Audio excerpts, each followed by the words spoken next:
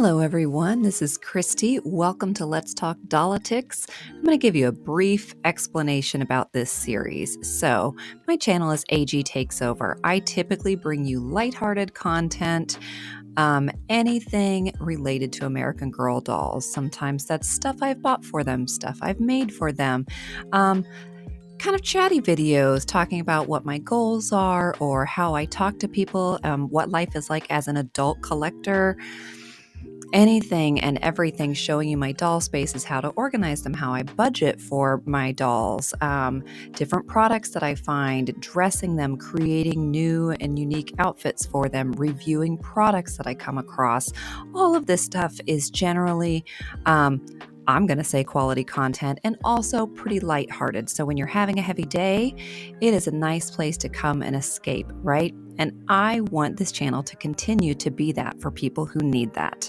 And we all need that from time to time. However, the world is a very dark place right now, especially in the United States. So I noticed that my own fears and frustrations and the primacy of the world's events in my mind was showing up in my videos, which is fine. I worried that it was going to make it too unpredictable for you all to know, is Kristie putting out a video that is an escape or that's going to be a rough one? So I've come up with what I hope will be a nice solution for everyone. I usually do 2 videos a week. I'm going to stick with that posting schedule. That's the game plan anyway. And one will be my typical stuff. My views are evident, but they're not the center. It is much more doll-focused content. And then this new series, it's clearly labeled. It says, Let's Talk Dollitics. Watch it when you're in the headspace to watch it. And I do hope you will watch it because I'm going to follow a format that's really predictable and I think will help keep people from feeling quite so overwhelmed and hopeless and helpless. So basically 7 pieces to this. One is this intro. You're going to learn to skip ahead to the timestamp I'll put on the screen here. And so if you're watching this every single week, just skip. The first part is going to be recurring because I want to explain the series to people who might be watching for the first time. Second, an image or a quote that might be a little bit alarming or jarring, but that's going to serve as the intro to that particular week's topic. Third, some background information and updates about that particular topic. And I will try to include some additional reading or video links in the description, so be sure to always check there. Fourth, an inspiring or hopeful quote that is relevant to that week's topic. 5, some specific doable action steps related to the topic, and there should be enough of them that even though you can't do all of them, you should at least be able to pick one, hopefully multiple. 6th, some good news. Possibly not even related to the topic of that week. I just want to end on a note of not absolutely everything is awful. Even in the midst of really scary stuff, there are creative, kind, compassionate people doing just very cool things that we should know about and we should share about. And then 7th will be probably I will dress a doll each week, and at the end I'll just show you like, all right, here's what I put on my doll and here's why I picked it, and isn't she cute, and have a great week. I'll see you back for more Dollitics next week. Cool? All right, let's get started with the topic of this week. All right, we're in video 3 of the OB3, that's what I'm calling it, the One Big Beautiful Bill Turns My Stomach. I'm finally through this thing and I want to vomit. It is so much worse than I imagined. And I don't even have an image, like me vomiting. Just picture that here, like fetal position, crying, more ashamed than I've ever been in my life of this country. It's bad. So if you missed the past couple weeks, first week was like not lighter, but like discussions of how we can have one-on-one conversations with people about immigration stuff in the United States and how we can speak to them in a language that will resonate with them and see where they're coming from and let their perspectives kind of guide the discussion. And that was, believe it or not, kind of light for me. Then I got into this bill, and the first section was really heavy into SNAP, among other things, so Supplemental Nutrition Assistance Program. That was episode 2, but like the first of 3, focusing on this one big, beautiful bill. And then last week's video was continuing to work through the actual text of the bill, and it had a lot to do with environmental impacts. And then this one, oh my gosh, I guess the 3 big things would be Medicare and Medicaid, higher education, and immigration. It's not good. So I got to the point where I was like, I'm just gonna like not be in a good place at all mentally if I keep going through this, and it's so many hours and like 10 of you are watching, and it, like, I was just feeling really discouraged. So I do a little bit more of like surface level stuff. I'm still putting all the links in the description, like the link to the actual law, and then several links to supplemental reading where it might be taking you back to like another law that you would need to read, or in this case, this week's has a lot more plain English summaries of certain impacts. Like I was like, I'm overwhelmed, I'm feeling paralyzed. Can I get a summary of the impacts of this on higher education? And I drew a lot from there so that it was easier for me to make sense of and for you to make sense of, but I also linked everything in the description. So you may need to do some additional reading, but I have done a lot of the work. And let's just dive in. Okay, so first is Medicare and Medicaid. So we're now up to section 71101. For those of you taking notes, and I have my notes right here, so I will be looking over here a lot. In 2023, the Centers for Medicaid and Medicare published something titled Streamlining Medicaid, Medicare Savings Programs Eligibility, Determination, and Enrollment. And that document explained that the goal was, quote, to simplify processes for eligible individuals to enroll and retain eligibility in the Medicare Savings Program. And then it said, this final rule better aligns enrollment into Medicare savings programs with requirements and processes for other public programs. Finally, this rule reduces the complexity of applications and re-enrollment for eligible individuals. So they basically said Medicare savings programs are essential to the health and well-being of people who are enrolled, promoting access to care, and helping free up individuals' limited income for food, housing, and other life necessities. Through the Medicare savings programs, Medicaid, and this is the part you may or may not know, depending on where you're at in your life stage and who you know. So Medicare savings programs are, if you qualify for this, Medicaid, if you're already eligible for Medicaid, will pay for your Part B and A, I believe, premiums. No, for your Part B premiums, Medicaid pays Medicare each month for over 10 million individuals. And it pays Part A premiums for over 700,000 individuals. So if you are on Medicaid, you may qualify to have your Medicaid cover the monthly premiums for your Medicare Part A and Part B, or one or the other. It says, however, millions more are eligible but not enrolled. So this rule was designed to, this 2023 rule, pre-Trump, was designed to like, hey, if you're qualified for this, for like Medicaid, helping pay your Medicare premiums, you can have some money left over for other stuff because you're obviously already low income. Let's make that easier, because a lot of people are getting it, but even more qualify and they're not getting it. And it's because it's hard. Let's simplify it. So Biden tasked federal agencies with, this is all related, right? Because I'm going to explain what the thing is, and then I'm going to show you how it's being attacked now and how it's being undermined now. So Biden charged federal agencies with identifying potential barriers that underserved communities face when they're trying to get enrolled in programs like Medicaid. Trump's new budget included Section 71101, which said, no, we won't be implementing, administering, or enforcing any of that until September of 2034.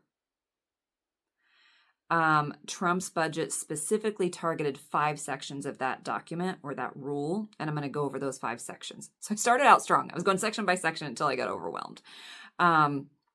Section 406.21c. This is going to be in that rule, not in the budget, but you can see reference to it's the changes that the Trump administration is making to that in the budget. So section 406.21c said, the Centers for Medicaid and Medicare said, hey, if you reside in something called a group payer state and you get actual or conditional Part A during your general enrollment period, you can get some assistance with copays, deductibles, premiums, things like that for your Medicare, Part A, Part B, as early as the month that Part A entitlement begins. So in lay terms, they basically said, we want to reduce the time, paperwork, and complications in getting people signed up to get help paying for some or all of their Medicare premiums if they qualify for that help. Like if they're eligible, let's get it going faster. And I'll let you read the link in the description to fact check me, but it's the simplest way I can put it. And based on the feedback, the rule was like, when that rule was being developed, there was feedback from other people, and there was some people saying like states need enough time to make the changes to be able to follow this rule. So they said, okay, they can have until April 2026. So this rule hasn't even like fully taken effect. But Trump was like, no, we don't. Why would we even want to do that in the first place? Why would we want to make it easier for people who are qualified to get help paying for their Medicare premiums? Why would we want to make that easier on them? Because, even though we're talking about people who qualify, right now we have delays and red tape that make it harder for them. And that means we don't have to provide the financial assistance that they qualify for. Let's keep it that way. Then they were like, hey, what else can we attack in this? Section 435.4 of that rule. A lot of people get Medicare Part D to help with their prescription drugs. And a lot of those people qualify to get additional help paying their Part D costs through something called a low-income subsidy. And the Medicare Savings Program, which helps with Part A and B, and the Low-Income Subsidy Program, which helps with Part D, they both help low-income individuals access the Medicare benefits that they are entitled to. Current regulations say that if they're in the MSP, the Medicare Savings Plan, they need to automatically be enrolled in the low-income savings plan. So if you're getting help paying Part A and B, you obviously, by nature of your income, would qualify for help getting Part D. And so if you go through the work of enrolling for help with Part A and B, then go ahead and enroll you in Part D. However, it didn't work the opposite way. Like if you got the help, if you applied first just because you heard about it and you applied for the low-income subsidy for help with your prescription drug cost, it wouldn't automatically enroll you in to get the help for Part A and B, which didn't make sense, right? And so they were like, hey, let's address that. Let's make it, if you apply for one, you qualified because the requirements are the same. Let's get you signed up for both. And Trump was like, nah. So Trump's budget, Trump and every elected official who voted for this piece of crap thing, we're like, nah, don't make it easy. If those people don't realize that they're missing out on something they're entitled to, we're good with that. That's money we can keep. Then they went, what else can we do? How else can we screw people over? Because poor people wanting medical care really gets under my skin. So they looked at section 435.601 of that rule. And that says, the vast majority of individuals likely to qualify for a Medicaid savings program don't have significant dividend interest or significant interest or dividend income. Do you have a lot of dividend income? Do you have significant interest? Do you think that broke people do? Right, the requirement to timely obtain and furnish acceptable statements from financial institutions, sometimes extending over a lengthy period of time to document interest and dividend income, is like, that's an extra hurdle for people who they don't have this to begin with.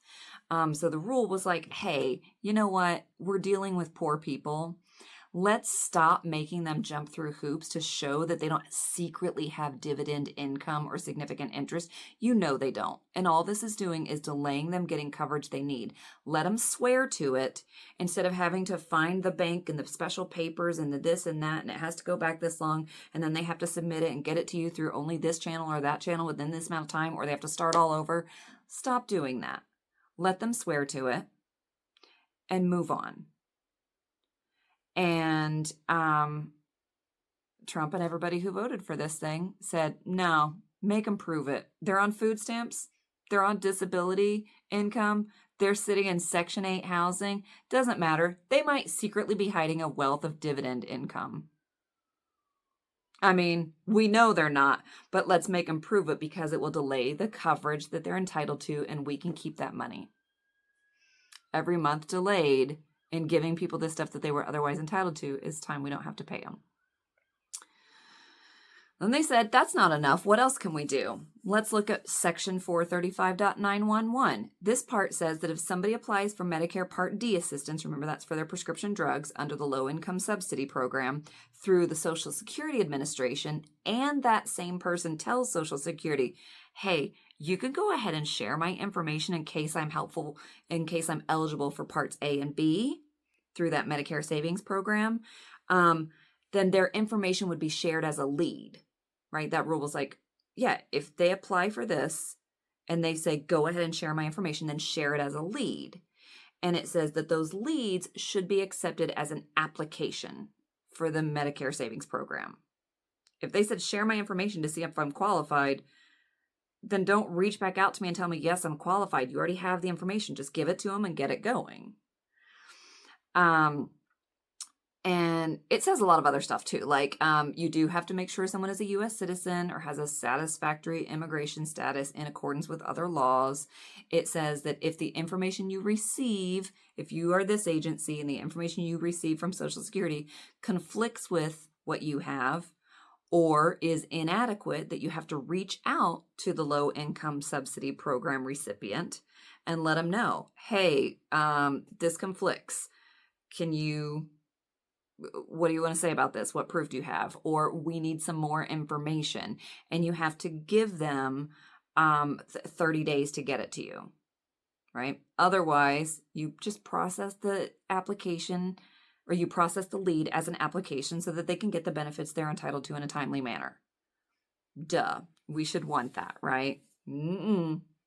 Not Trump and not anyone who voted for OB3, the one big beautiful bill. The bill says, don't let them do that until 2034. Why? What could possibly be a defensible rationale for delaying changes that would make accessing healthcare easier for millions of limited income people?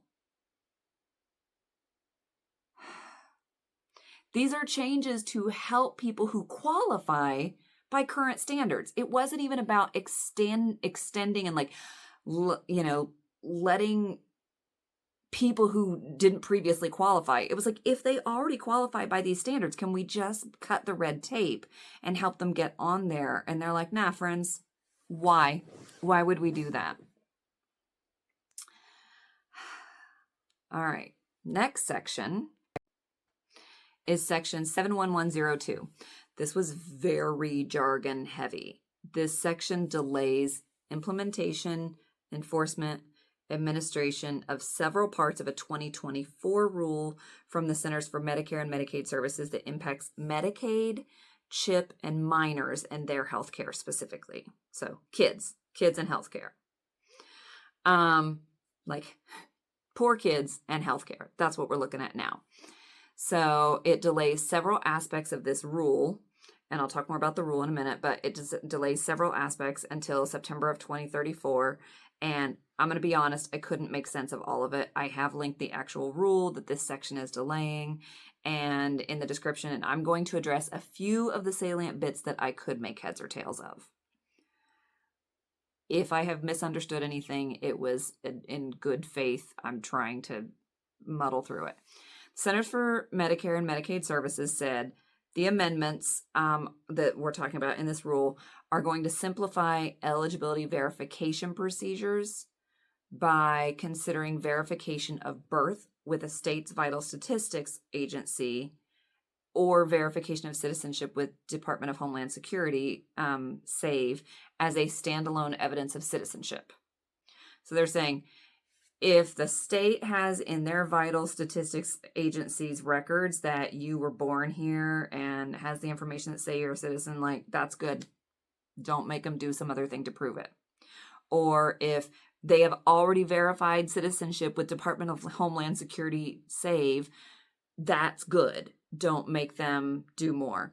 This would save on administrative costs. They did the math. This was cool. So this rule looked at which states already had the ability to match applicants' names with their vital statistics agencies and which didn't. Because some of them weren't going to have that capacity yet. And they were like, well, that's going to cost money for them to get that capacity. So they calculated how many people would have to be matched per year and how much time that would take and what people are paid to do that work and what the total cost would be. And it would be $1.25 million on average per state. Then they did the math for the cost of not adopting this change. The time spent on the extra steps by the interviewer times their pay rate, times the number of applicants impacted, etc. Not adopting the change would cost $1.8 million per state on average. 1.25, 1.8. So it is cheaper to implement this rule. So the simplification is not only better for getting qualified citizens on Medicaid in a timely manner, but it also saves money, $545,750 per state per year. But in their infinite wisdom, Trump and everyone who voted for this garbage thing said, nah, don't make that change, not till at least 2034. Why? Another section they voted to not implement fell under the heading Promoting Enrollment and Retention of Eligible Individuals. Sounds like an awful idea, right? Why would we want to do that? That section explained that since the passage of the Affordable Care Act, states have been required to apply streamlined application and renewal processes to applicants and beneficiaries whose eligibility is based on MAGI, which means modified adjusted gross income. They went on to explain that the streamlined procedures had been optional and that this new rule was going to make them mandatory. They also wanted to make the streamlined procedures for like recipients whose income is calculated based on the modified adjusted gross income and non-modified adjusted gross income. They just wanted to make the procedure, like the process, the same to make things more equitable. The new rule proposed such radical insanity as if a state is unable to determine an applicant's eligibility based on information provided on the application and verified through the electronic data sources, it must obtain additional information from the applicant. They must provide the applicant with a reasonable period of time to furnish the information, no less than 15 calendar days to respond. Crazy, right? If somebody's applying for something and you need more information, you have to let them know and you have to give them a little bit of time to get it to you. It said that if there were delays, like additional documentation needed, and the applicant did get the information submitted within the reasonable time frame that they were given, the application would still be considered original, not new. So they would not have to start over again because they got it in time. And that would mean that the effective date of coverage for individuals who were found eligible would be based on the original application date. Because if they started the clock again and then it got approved, then it would only go back to that date. And they were like, no, they applied on this day. You realized you needed some extra information. You asked them for it. They gave it to you. And then you found out they did qualify. that's the date their coverage starts. You don't get to call it a new application here and start their coverage here. You have to start it here because they got their stuff into you in time. Wild stuff, right? Of course, Trump had to oppose that. Of course. It's crazy. The new rule also said things like, if the applicant subsequently submits the information within 90 days after they've been denied. So they get denied, but like a month and a half later or 2 months later, or longer if the agency is deciding to give them longer. But, at least they've got 90 days. You will treat the application as new. You'll reconsider eligibility without making them do a new application. So basically that's saying, well, we told you we needed it. You didn't get it to us in time. You got it to us here. We're going to consider it new, meaning if it's approved now, the coverage is only going to go back to here. But we're not going to actually make you do a new application. We'll just pick up where we left off and we'll just call it new and that's the date. Okay. Fair, because you should have gotten it in with a certain amount of time. There's a consequence to that, but you don't have to actually do the whole process over again because that would just be stupid. Right? I mean, to me, to you, that would be stupid. They said, let's not let that go into effect. This current budget was like, no, we don't like that idea. Sounds efficient. Let's see what else. The agency may not require an in-person interview as part of the application process. Again, Trump and friends are like, no, don't let that go into effect. We would hate for you not to be able to require an in-person interview. Because you know what? When you can require an in-person interview, that means a whole lot of low-income families, disabled folks, and medically frail Americans can continue to be forced to go to an in-person interview as part of the application process all the way up until September 30th of 2034. This rule was trying to improve timely determination and redetermination of eligibility.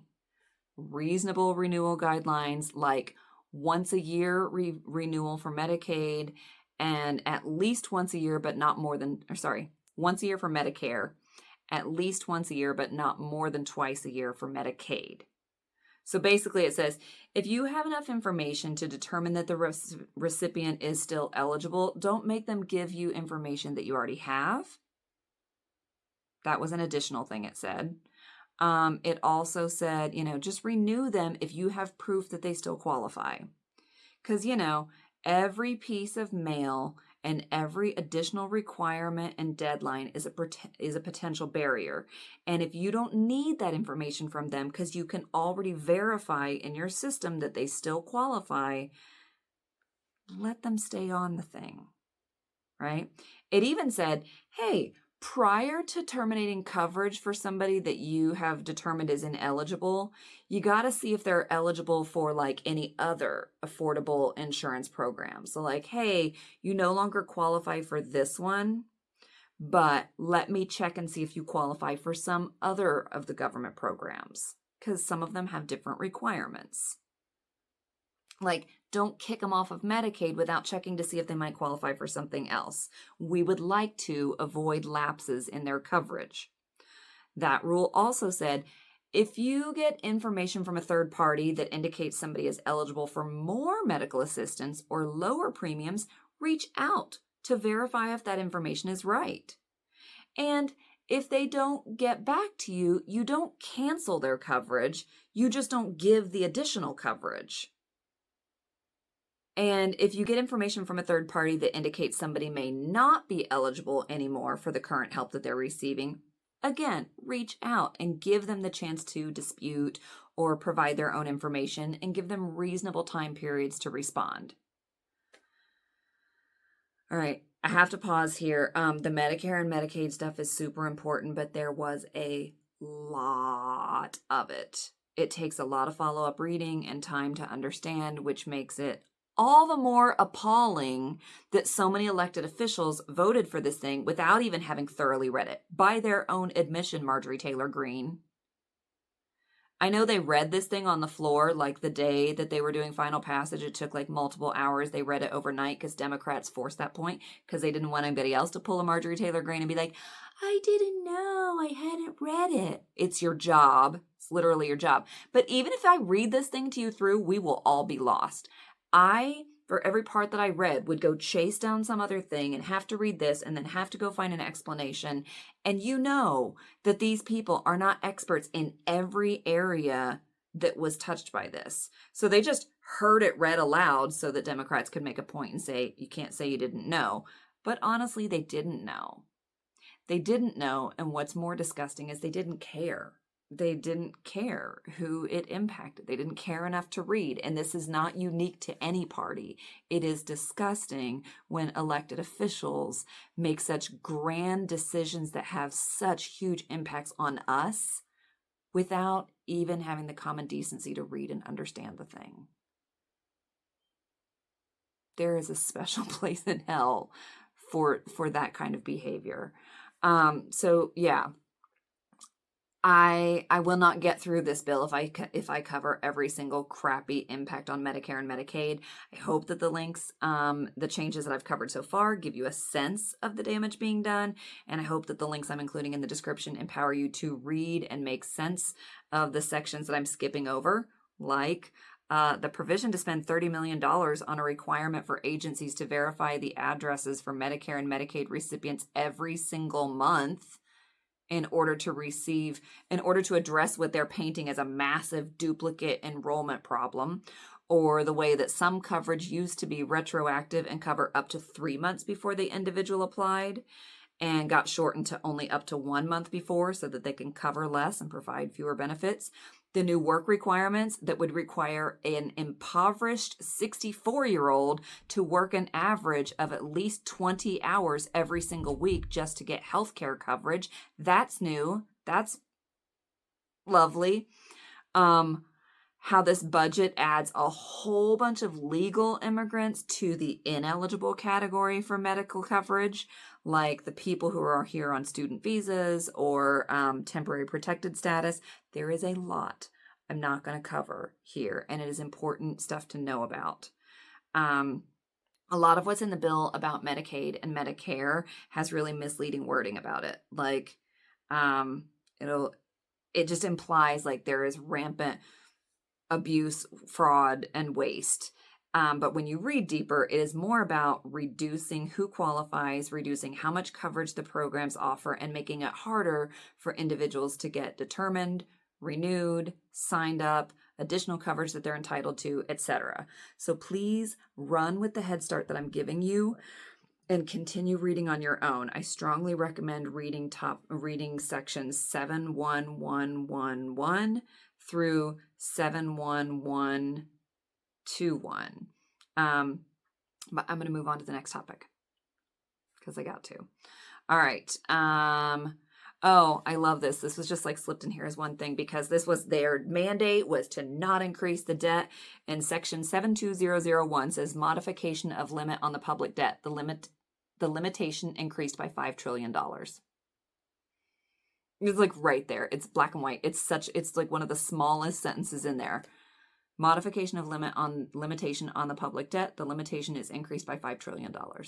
Cool. Glad this is saving money.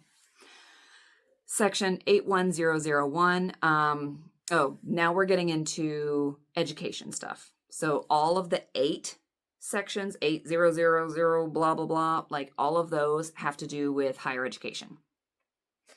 So we did Medicare, Medicaid, higher education. It is ending the Grad Plus loans as of July of 2026. They would previously allow grad students to borrow up to the full cost of attendance. No plus loans available anymore. Section 82001 makes it easier makes changes to student loan repayments, most of which really suck for borrowers. I'm going to give some highlights. I did include a plain English article that you can share with others because it is accessible in the description, but you know where to find it in the actual bill text. And now I'm going to kind of give you the more plain English recap. So the bill eliminates the plus loans for grad students. It eliminates subsidized undergrad direct loans, meaning students will now accrue interest during enrollment. Okay, subsidized meant while you're in school, your loans aren't starting to build interest because you're in school. And now they're like, we don't care. We will start the interest right away. No subsidized undergrad direct loans because we hate you. New caps on federal loans. Because these caps apply only to federal loans, that means students who need additional funding would have to turn to private lenders, which typically offer fewer borrower protections. It will probably also reduce access to professional programs like medicine and law for low-income students because the caps fall short of covering the cost of those programs, and low-income students may not qualify for the private loans, so they just wouldn't be able to do those programs. So the only people who can get into the money-making positions like law and doctors are people who had enough money to get there to begin with. Cool. Love that for our country. We are going from 7 loan repayment program options to only 2. Now we will have the standard repayment plan, which is a fixed monthly payment over 10 to 25 years, depending on your loan balance, and the repayment assistance program, repayment assistance plan, RAP. That one is income driven. It is requiring 1 to 10% of your income for up to 30 years with a minimum $10 monthly payment. The current income-based repayment plan that my colleague is on is $5% of her income. It's about to go up to 10%. So this is like anecdote time. My friend pays 5% of her income every month in her to cover her student loans. It's about to be 10%. So she said, great, my new loan payment is as much as my mortgage. Meanwhile, did I get any raise? Absolutely not. So how do I do this? How do I do this when my basement just like had a massive, very expensive disaster and I'm working as much as I possibly can to cover that? And now my loan repayment is doubling.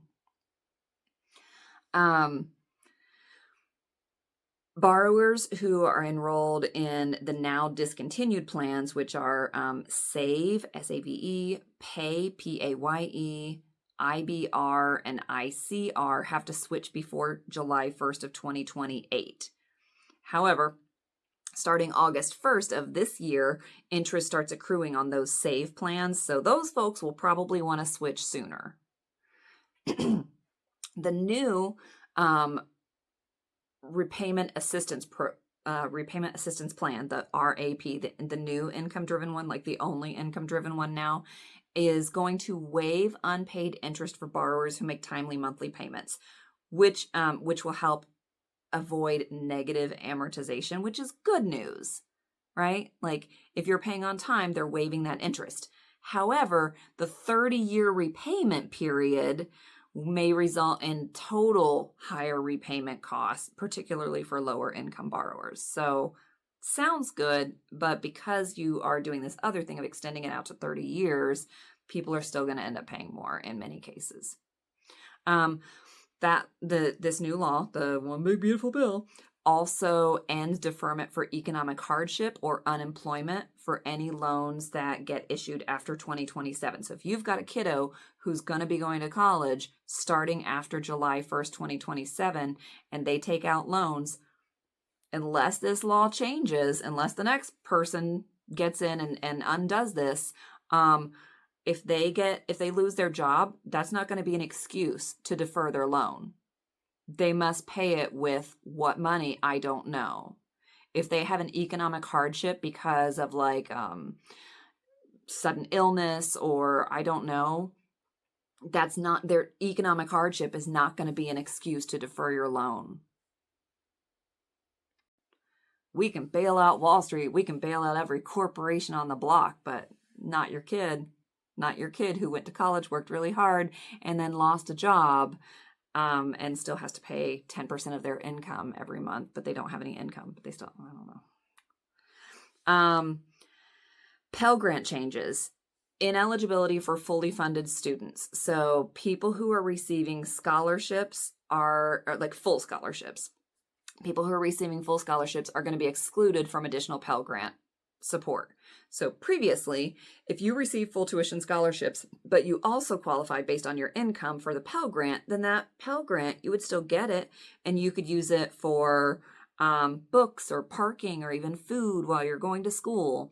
And now, regardless of how low income you are, if you get a full scholarship, you can't qualify for that extra money. So I hope you don't need to do laundry, because full scholarships don't cover all the things, right?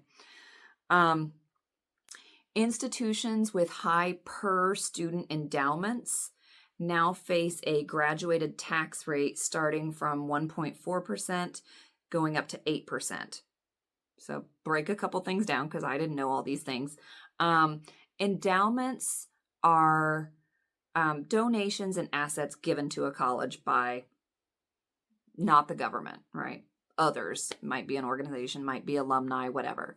That money that's given, or those assets that are given, often support financial aid, faculty positions, research, and the operation and maintenance of the campus. So if a school gets a higher rate of endowments, it's going to be taxed more heavily, which does mean less of that money is going to be available for supporting things like student financial aid and research.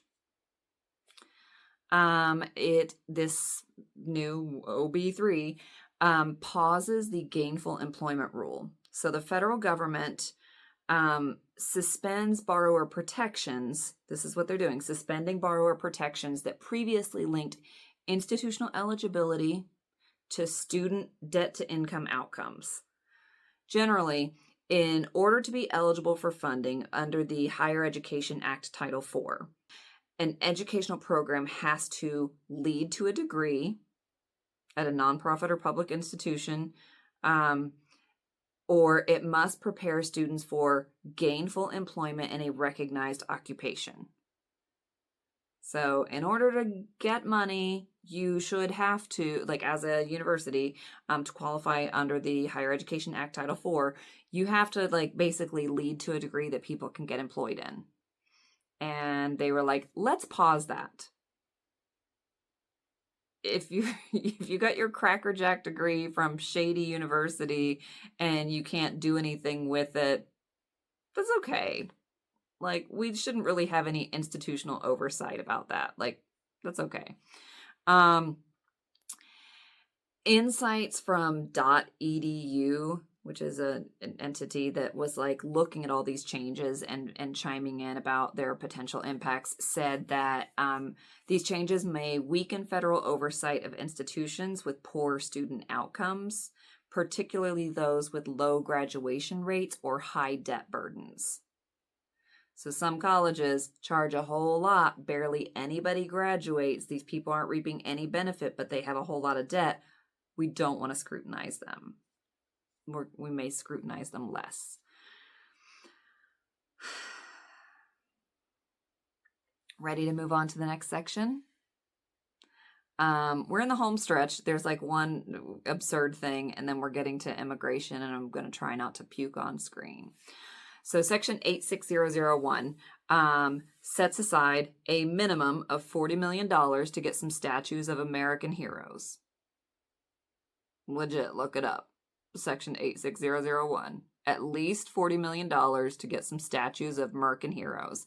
Because statues are certainly more beneficial to society than affordable college education, than children having enough food to eat, and seniors having adequate health care. Reminder, this bill gave a tax break on gun silencers. This bill cut funding to address air pollution in children's schools, and it made it harder for poor people to get and keep health insurance. But sure, $40 million for a Garden of Heroes statue project is a great priority. Moving on to the 9,000 section, starting with 90001. The whole 9,000 section is looking at immigration changes. And again, at this point, my brain was hurting and my heart was hurting. And so I started looking over the actual text of the law, but also supplementing with some plain English summary. And that's what I'm going to read. You'll have the source stuff and the other link all in the description, but here are some highlights. And I couldn't even get through it all because this part kind of broke me. The new budget provides 100.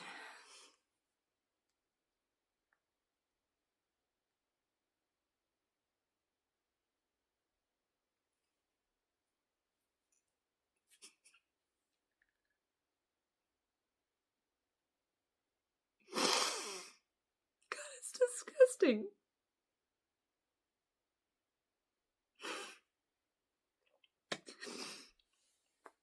Hold on.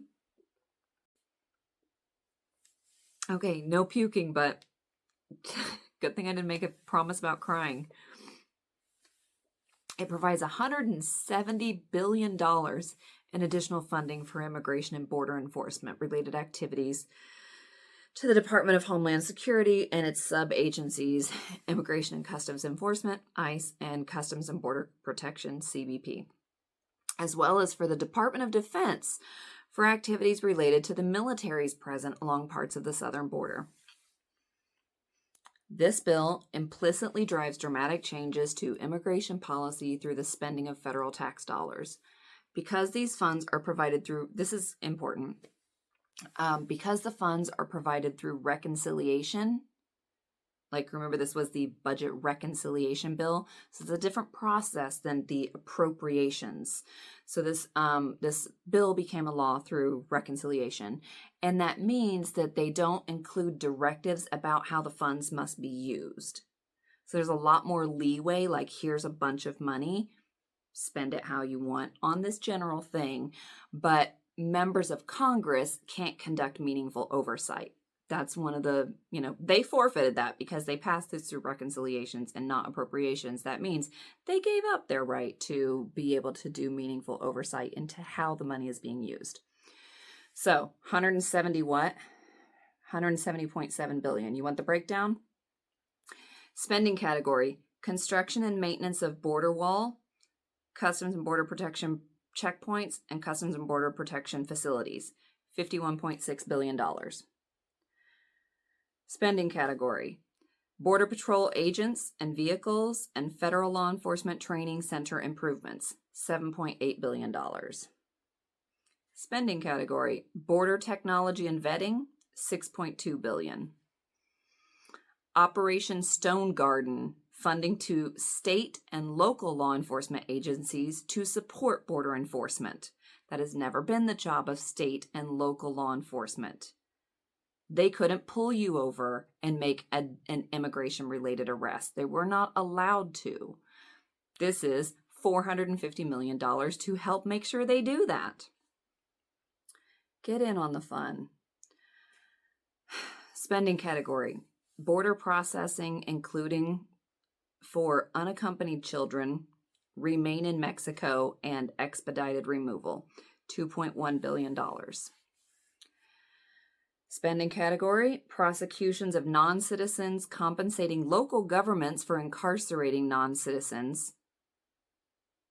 Taxpayers are going to compensate local governments for their own choice to incarcerate non-citizens in a private detention center. Is that what they mean? Or do they mean in their governmental ones? It has to be that, because it can't be that insane, right? I mean, it could. Let me just read it and you can look it up and get that nuance. Prosecutions of non-citizens, compensating local governments for incarcerating non-citizens, combating drug trafficking, and covering immigration judges, $3.3 billion. Spending category: detention capacity expansion. We need to be able to lock up more people. How much are we willing to spend on that? Our government just said $45 billion just to expand the detention capacity.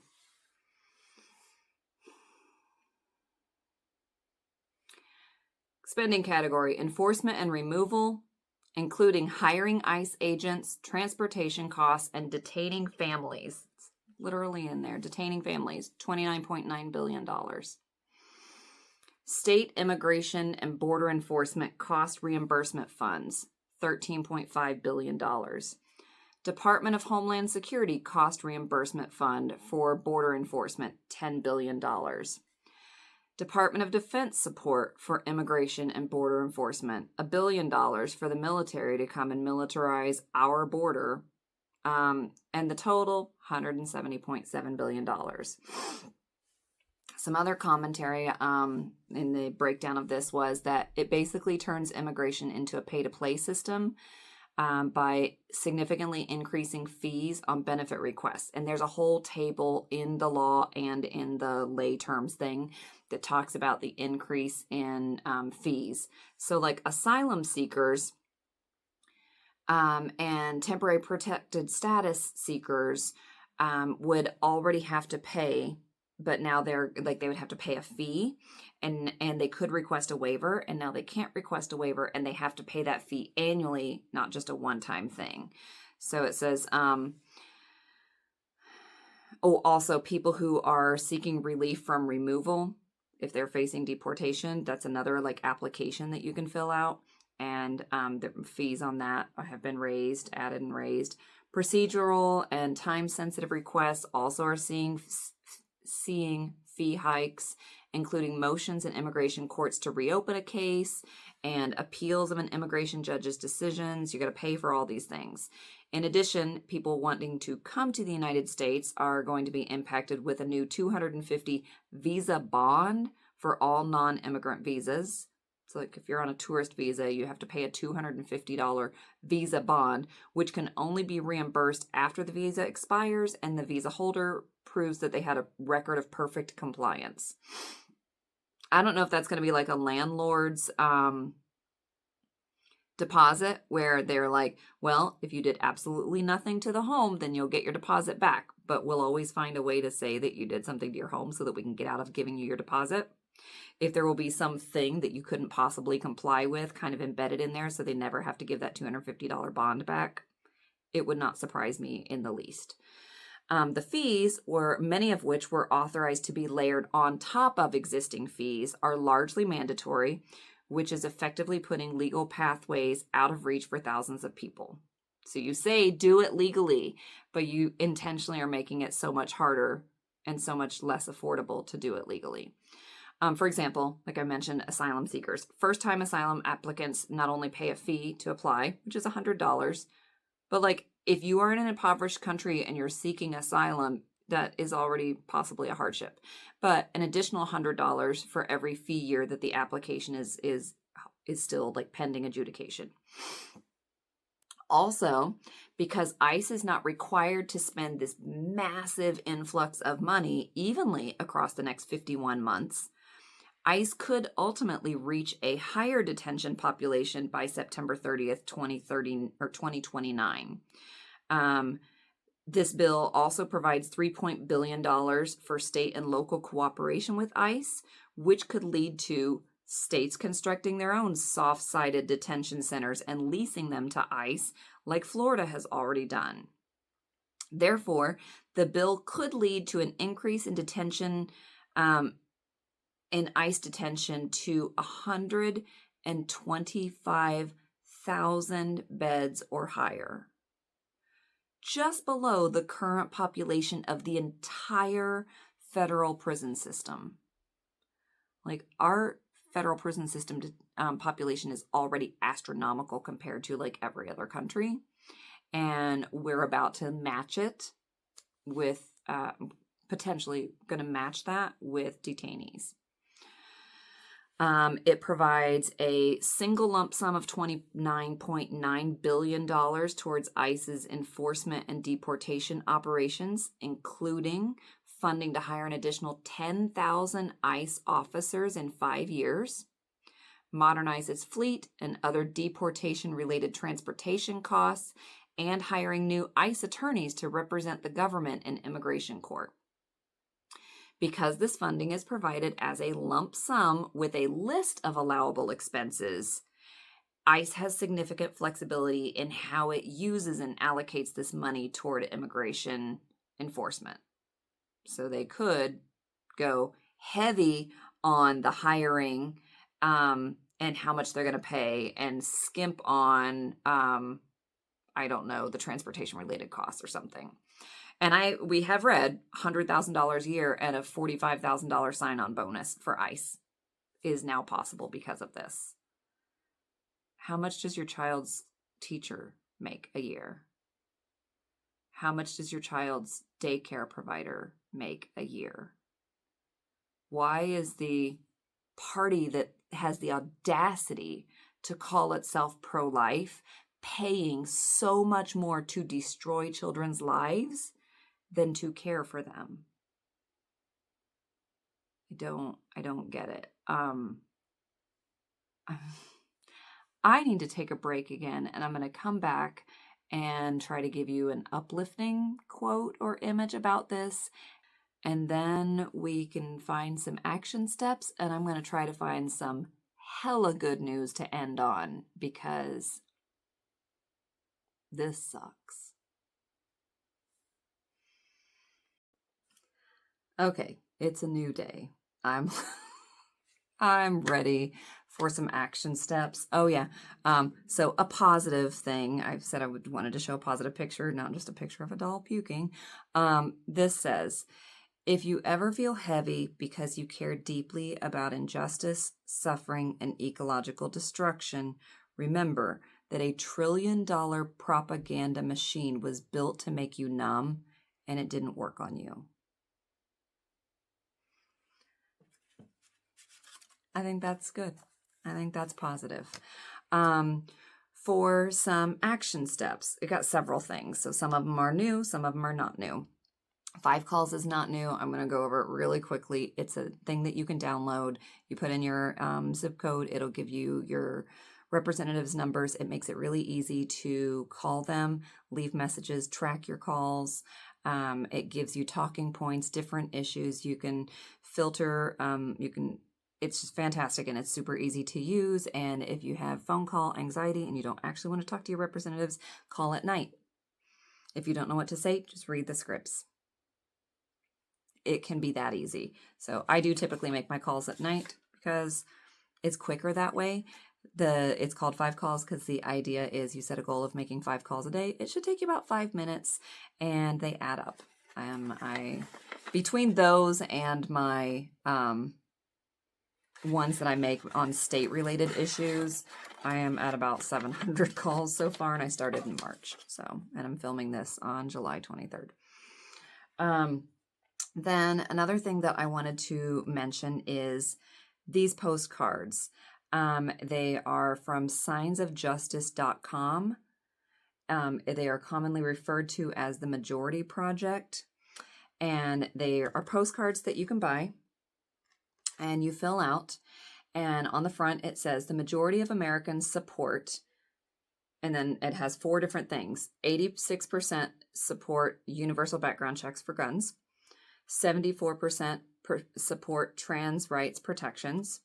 70% supports safe and legal abortion, and 70% supports paths to citizenship. And then it says these are not extreme ideas. This is our common ground. And then on the postcard side, it says, as my representative, I expect you to use your influence in Congress to advance these positions. The majority of Americans stand with me. And the goal of this project, and if I remember correctly, it is a Black-owned business, so yay. But the goal of this project is that you can also print them yourself. I found it reasonably priced and easier for me, ink-wise, to just do it this way. But you can print them, is that you order them, and then every month on the first of the month, you send 3 postcards. 1 to each of your U.S. senators and 1 to your U.S. representative. And you can get their addresses easily enough. You send them, so you're paying for the stamps once a month. And if everybody sends them on the first of the month, then hopefully the mail hits their offices at about the same time. So within this, few day period, they should get flooded. And the more people do it, the more mail is going to pile up. And the more these pile up, the more they're going to realize people are persistent and they mean it. And they're going to be harder to ignore. So at the very least, At the very least, let's say it's utterly ineffective. At the very least, you are supporting a Black-owned business and you are supporting the USPS by buying the stamps. So there's at least that. And you know that they're showing up, they're getting delivered, and somebody is seeing them. And hopefully, if enough of us do them, then it can make a difference. And they're easy, right? This is a thing. I try to give action steps over a range of financial abilities, time, health considerations, all of those things. So, excuse me, you can order these in lots of different quantities. I think I ordered 50. I forget how much that was, but you can order up to 1,000. You can order just a couple, whatever you want. signsofjustice.com, postcards. Next thing I want to talk about is Indivisible, which is an organization many of you may know about, many of you may not. Just go on, literally type in Indivisible, and it will pull it up. They host, they have local groups, local chapters. They help coordinate protests and things like that. They host trainings and Zoom calls that you can attend just to be more informed, feel less alone, feel more empowered, get some action steps. They have something called, guidebook. Hold on, I'm going to pause and look at it. Okay, it's called Indivisible, A Practical Guide to Democracy on the Brink. Strategies, tactics, and tips for how everyday Americans can fight back together wherever we live. You can read it online. You can download the PDF if it's more accessible, or you want to print not in color or something like that. You can download the grayscale PDF. You can read the guide on Google Docs, and now you can listen to the audio version, which I'm super excited about. So it says who this is for. Anyone who lives in the United States and is upset, scared, and determined. You want to do your part to protect your family, your neighbors, and democracy from Trump 2.0. Maybe you are already an invisible group leader or member, or maybe you're brand new. Welcome. This guide is a set of strategies and practical first steps to help you get started. It's not everything we need to do. We're going to need a lot of different people and groups to do their part. We don't have all the answers yet, but we know we need to put one foot in front of the other. How to use this. Join or form a local Indivisible group, or review this guide with your existing group and start putting parts of this into action that make sense for where you live. Don't wait for others and don't ask for permission.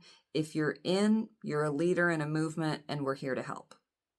So, indivisible.org, and I would start with this guide. You can listen to it, right? But the thing I like about it is the group will connect you to people, and it will, give you get started now, which is what I'm trying to tell you. Don't get so overwhelmed that you shut down. Do things. Do some little thing, whether it's a call or a postcard or something every day. Other things that I wrote down for this week's action steps are, if you are in a position to do donations, stopice.net is worth, one, signing up for alerts, and you can look into it. I am going to go over ICE tracking and more direct action kind of stuff in a different video, but this is just in general. I think that it is a good resource, and if you can help support it financially, that would be great.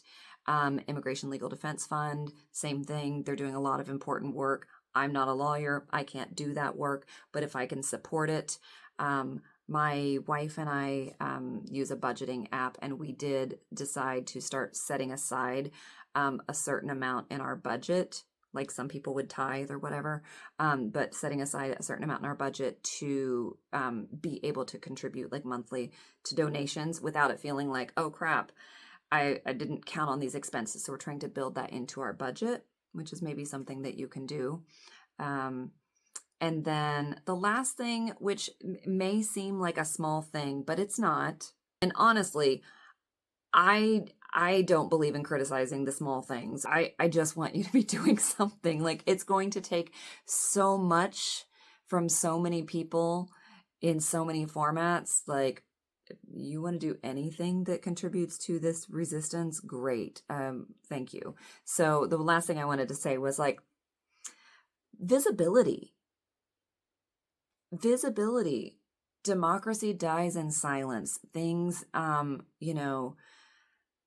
don't flourish in the dark. So keep shining light on things, be visible. That's not only important to raise awareness to people who don't know about the things. Keeping the spotlight on is important because it also helps people not give up. The people who are aware and are concerned need to know that you are aware and you are concerned and you're going to continue to shed light on things. So whether that is posting things, continuing to post. I know sometimes it can be overwhelming if it's all doom and gloom. So try to post a mix of things like this video. If you share it with somebody, will have action steps. So hopefully that will be good for somebody, right? Posting things that have some cause for hope. And I am going to do another episode where we talk about like accounts that you can follow. Flags. We got a new yard flag that says fight fascism. It's giant. I know that anybody who goes up and down my block knows where we stand and they know how we feel. And I hope that that inspires them. And if the kids are just now learning how to read and they ask what fascism is, great. I hope that sparks some conversations, right? If I have a whole lot of immigrants on my street, and I hope that that makes them feel a little bit more welcome in this country that feels so unwelcoming right now. So yeah, shirts. I've been buying and wearing a lot more, like as a sign language interpreter, I always wear solid colors that contrast with my skin tone because that's the rule. But I've been buying and wearing a lot more shirts that show my values. Just, I want to raise visibility. I want people to know what others feel and believe about what's going on. And I want to spark conversations and I want to show solidarity with people who need that message. So those are things that you might not think are going to make a difference, but you never know. You never know the ripple effect of any action that you take, any extension of kindness and compassion. Maybe it'll be enough. Maybe. I have to at least cling to the hope that it might be enough. So yeah, feel free, again, as always, to please share this. Not that many people view these, so I would love for them to reach a wider audience and to let me know if you find it helpful because that's motivating. And if you have any extra steps, action steps that you would recommend, feel free to use the comment section for that. I have links to not only the extra resources for reading, but also these kinds of action steps like Indivisible in 5 calls and all those things will be linked in the description. So be sure to check out the description to these videos. Now, you ready for some unrelated good news? I'm going to make it good. Okay, this one's not like breaking news or anything because I first read about it in 2021, but I was looking for updates. Have you seen these things? Like, everybody has seen wind turbines, right? With the spinning blades, windmills. Have you seen these like colossal vibrator things? They are bladeless turbines. And a couple companies have been working on them. I'm first going to start in with the challenges and limitations of them, just because you got to be fair. And I want to get that out of the way, but then I want to talk about what's cool about them and why I'm excited about them. So some challenges are regulation stuff. There is not like standardized testing protocols yet because it's a relatively new technology. So that can slow down the approval process. They are sensitive to atmospheric conditions. So that can influence like how much electricity they generate. It's not like it's doing any harm. They just might not be as efficient. And in general, they are less efficient than the traditional turbine design. They produce less power under the same wind conditions. So, boo. The like oscillation that is required, because they just kind of do this, the oscillation speed that is required for them to really generate power can stress the foundation of the thing. So engineers are trying to like work with refining the design to be able to handle that like higher oscillation speeds. Okay, what's cool about them? They are cheaper than traditional wind turbines. Like wind turbines in general, like yay for renewable resources, right? These are cheaper. They are they're easy to install. They are like fewer materials, streamlined design. There's a lot of reasons that they're more affordable. They are lower maintenance because they don't have bearings or gears or other complicated moving parts. So they are less prone to wear and tear. That will reduce the upkeep cost and extend their lifespan. They are space efficient because they just go like this. They don't need this whole space around them, so you can pack more of them together. So yeah, in the same surface area, you can have more of them. Like I mentioned that they're not as efficient, but you could have more of them and they're cheaper. So maybe net zero. They can be used both on and off the grid, integrated into wind and solar systems also. So that's cool. They're versatile. They have environmental benefits because they pose, I mean, there's not no threat to birds. A window is a threat to a bird.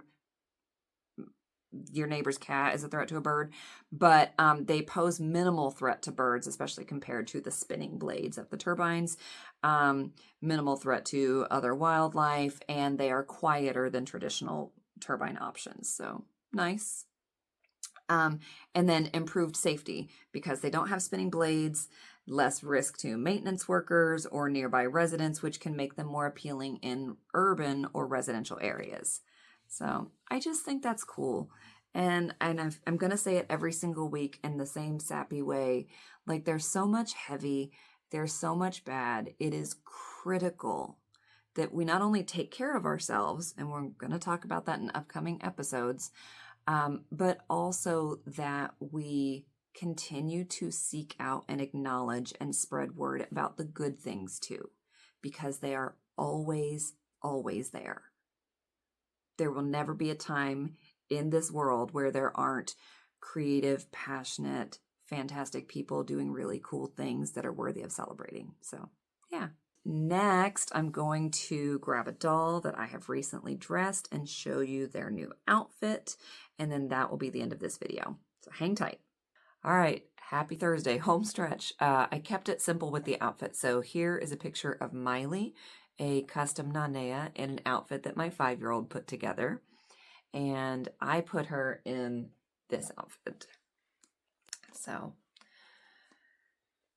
shoes and the romper do go together if memory serves me correctly. These are like totally, the elastic is shot in them, but they're not falling apart. I want to say this is like Sea Breeze outfit. I should know because it's absolutely one of my top favorite pieces from American Girl. And then some bracelets that I had made. And I don't know if we sold the red hat. I've had it before, but I didn't find it. So I think we did sell it. And when I was like much more opposed to bucket hats in any way, shape, or form. And then now I'm like, they do look cute on the dolls. I don't have to wear them. They look cute on the dolls. So I have this reversible one that's newer. And I just put it on this side so that it pulls it together. I dressed her last night and I was like, I just kind of want a comfort outfit. And I don't know if you have comfort outfits when it comes to your dolls. That was kind of a new way of framing it in my head. But I was like, something that I really like and just like can come back to and be like, oh, yeah. Because I feel like sometimes we need that. And it's the closest thing to a patriotic outfit that I'm going to put on my dolls. I just don't tend to do big, like flag-centric things. So there she is. She is so cute. Never mind her hair being caught in her lashes. And for anybody who's wondering, because usually somebody will ask, I went to like CVS or something and got the smallest fake lashes I could find and then cut them in pieces. I got the self-adhesive kind, so I didn't have to use any glue. And they're just like have a little sticky, like a line of sticky stuff. I don't think it would hold up at all on a real person, but she's had these on for years. And in a collector's home, not a problem. They're holding up just fine. So There she is. I hope to see you in a few days for a light doll related video. And if you are into this series, then I hope to see you again in a week.